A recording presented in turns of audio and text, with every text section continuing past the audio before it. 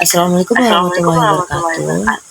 Sebelumnya saya ucapkan terima kasih kepada dosen pengampu mata kuliah analisis data yaitu Bu Nur Ainun Miftahul Huda SSI MSI atas kesempatannya. Yang kali ini tema saya yaitu analisis hubungan antara jumlah fasilitas kesehatan dengan jumlah tenaga kesehatan di Pulau Kalimantan tahun 2024. Nah, yang pertama, saya ingin memperkenalkan diri. Nama saya Nisa Rizky dengan NIM H101121034. Saya prodi matematika dan saya berkuliah di Universitas Ternate. Nah, yang pertama itu kita membahas tentang latar belakang. Untuk latar belakang ini, kesehatan masyarakat sangat bergantung pada ketersediaan fasilitas dan tenaga kesehatan yang merata. Untuk Pulau Kalimantan itu sendiri kan mempunyai wilayah yang luas dan beragam.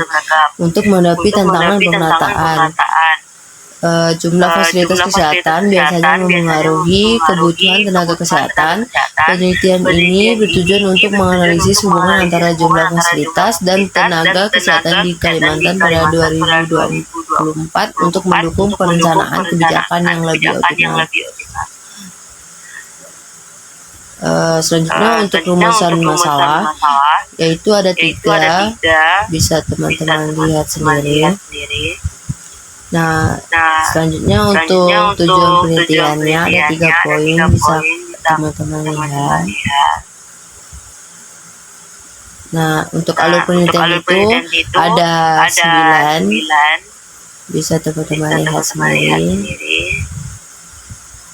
Nah, untuk hasil dan pembahasan itu, saya menggunakan data sekunder dari Kementerian Kesehatan dan BPS pada tahun 2024 meliputi jumlah fasilitas kesehatan dan tenaga kesehatan di 5 provinsi di Kalimantan. Untuk variabel X itu fasilitas kesehatan mencakup puskesmas, rumah sakit, klinik, dan sarana lainnya. Sedangkan untuk variabel Y itu tenaga kesehatan yang meliputi dokter, perawat, bidan, dan tenaga medis lain. Nah, untuk analisis ini bertujuan untuk mengetahui hubungan antara jumlah fasilitas dan tenaga kesehatan untuk memberikan gambaran distribusi dan keterkaitannya di Kalimantan. Nah, untuk tabel deskriptifnya bisa teman-teman lihat. Nah, untuk rata-rata itu berjumlah 254 unit dengan minimal 31 dan maksimal 1834, sedangkan untuk rata-rata tenaga kesehatannya itu 1742 dengan minimal 67 dan maksimal 4820. Nah, dengan ini kita menunjukkan bahwa variasi yang besar antar provinsi. Untuk secara umumnya distribusi fasilitas dan tenaga kesehatan tidak merata, namun provinsi dengan fasilitas lebih banyak cenderung memiliki tenaga kesehatan yang lebih tinggi. Nah, untuk scatter plotnya bisa teman-teman lihat untuk variabel X dan Y-nya. Jadi dapat disimpulkan bahwa semakin banyak fasilitas, semakin tinggi juga jumlah tenaga kesehatan. Meski ada beberapa outlier, pola sebaran tetap merata ke garis lurus positif, sehingga mengindikasikan adanya korelasi yang akan dianalisis lebih lanjut dengan regresi linear sederhana. Nah, yang selanjutnya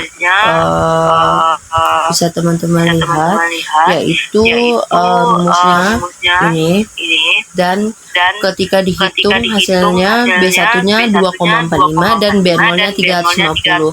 Jadi dapat Y sama dengan 350 tambah 2,45 X. Nah, ini juga bisa teman-teman lihat sendiri. Jadi hasil regresi sederhananya itu menghasilkan persamaan yaitu P sama dengan 350,21 tambah 2,45 X. Yang berarti jika fasilitasnya kesehatan sama dengan 0, berarti tenaga kesehatannya diperkirakan 350 orang. Nah, untuk nilai signifikansinya itu kan ini 0,0000, berarti itu kan kurang dari 0,05. Jadi tenaga kesehatan menunjukkan pengaruh fasilitas kesehatan di Kalimantan. Nah, selanjutnya kita melakukan hipotesis, yaitu H0 kita menentukan H0 dan H1. Kalau H0-nya kan tidak berpengaruh, nah berarti H1-nya itu berpengaruh. Nah, bisa teman-teman lihat sendiri juga kalau misalnya untuk dasar pengambilan keputusannya. Nah, selanjutnya kita sama kayak tadi juga, kalau H0-nya berdistribusi maka H1-nya itu tidak berdistribusi normal. Nah, untuk dasar pengambilannya bisa teman-teman lihat. Nah, ini kan udah ada patokannya dasar pengambilan keputusan. Nah, berarti kalau nilai signifikannya lebih besar dari 0,05 berarti H0-nya diterima. Nah, untuk selanjutnya sama kayak tadi kita tentukan hipotesisnya, ini rumusnya, dan tingkat signifikannya 5%. Jadi kalau misalnya lebih besar dari 0,05 berarti dia diterima, kalau kurang dari berarti dia ditolak. Nah, dari ini dia kan lebih besar dari 0,05 berarti tidak terdapat gejala pada data atau data bersifat homoskedastisitas. Nah, selanjutnya kan sama seperti tadi, menentukan hipotesisnya, tingkat kepercayaannya 5%, ini rumusnya. Nah, kalau misalnya lebih besarnya dia diterima, terus lebih kecil dia ditolak. Nah, ini kan ada kita pakai rantes, yaitu dia lebih besar dari 0,05 berarti dia tidak terdapat gejala. Untuk selanjutnya ini kan angka 2-nya itu 0,685 atau kita bisa ke 68,5%. Jadi untuk variasi jumlah tenaga kesehatan sebesar 68,5%, sedangkan sisanya itu kan 31,5%. Berarti dijelaskan oleh variabel lain yang tidak dimasukkan dalam model regresi. Nah, untuk kesimpulannya bahwa analisis regresi sederhana itu dapat persamaan, yaitu JTOP-nya 8,1003 tambah 0,068X, yang berarti jika fasilitas kesehatan bernilai 0, tenaga kesehatannya diperkirakan sekitar 8 orang, dan setiap tambahan satu fasilitas akan meningkatkan jumlah tenaga kesehatan meski dalam skala kecil.